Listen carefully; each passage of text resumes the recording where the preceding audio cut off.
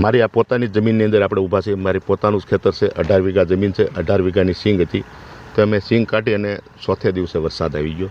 એવી જ રીતનું આખા જિલ્લાની અંદર, આમ તો મારા લોકસભાની અંદર ગારિયાધાર મવાની અંદર પણ આ જ સ્થિતિ છે. એટલે કોઈ ગામ એવું બાકી નથી રહ્યું કે વરસાદ નથી. થોડો ઘણો ઓછો હોય પણ મેજોરિટી બધા ગામની અંદર વધારે પડતો વરસાદ છે. એટલે સેમ ડેએ અમે જે દી વરસાદ પડ્યો તે દિવસે જ અમે ગાંધીનગર હતા. એટલે અમે 5 ધારાસભ્ય અને અમારા સંગઠનના પ્રમુખ અને હું તરત જ એ જ દિવસે 10 વાગ્યે સવારે, જે દી રાતે વરસાદ પડ્યો વળતે દી સવારે 10 વાગ્યે અમે મુખ્યમંત્રીને કીધું કે તમે તાત્કાલિક સેટેલાઇટ દ્વારા સર્વે કરાવો કેટલો કઈ જગ્યાએ વરસાદ પડ્યો, કેમ કે નુકસાન વધારે છે કપાસ અને સિંગમાં બેમાં.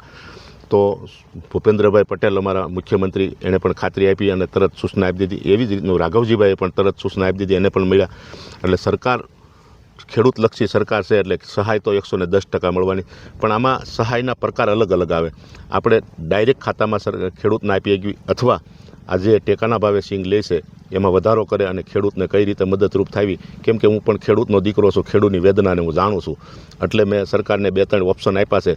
એટલે 110% મને ખાતરી છે અમારી સરકાર ઉપર કે કાંઈ ને કાંઈ સહાય થાય. હું તો એમ કહું છું, બેયમાં ટેકાના ભાવમાં અને ડાયરેક્ટ સહાય મળે એવું મેં સરકાર પાસે રજૂઆત કરીશ. અમરેલી જિલ્લાના લોકસભામાં ભાવનગરે આવે 2 તાલુકા ને મેં કીધું ને, ગારિયાધાર મવા મારામાં જ આવે છે, એની પણ રજૂઆત કરીશ. ત્યાં પણ મેં નુકસાન છે. ત્યાં પણ એક પવનની આટી 1.5 કલાક જેવી રહી હતી. પવન એક મિની વાવાઝોડું જેવું સ્થિતિ થઈ ગઈ હતી. એમાં કપાસ બધાય ઢળી ગયા છે. કેમ કે મારે આ કોઈની પાસે વાત જાણવાની જરૂર નથી. હું પોતે ખેડૂતનો દીકરો એટલે એની વેદનાની મને ખબર છે.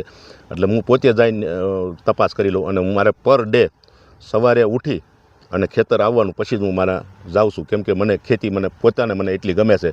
એટલે ખેડૂતની વેદના શું છે એ મને ખબર છે. સરકાર સહાય કરશે ખેડૂતો 110% કરશે અને સહાય અમે લાવ્યા પાર કરશું.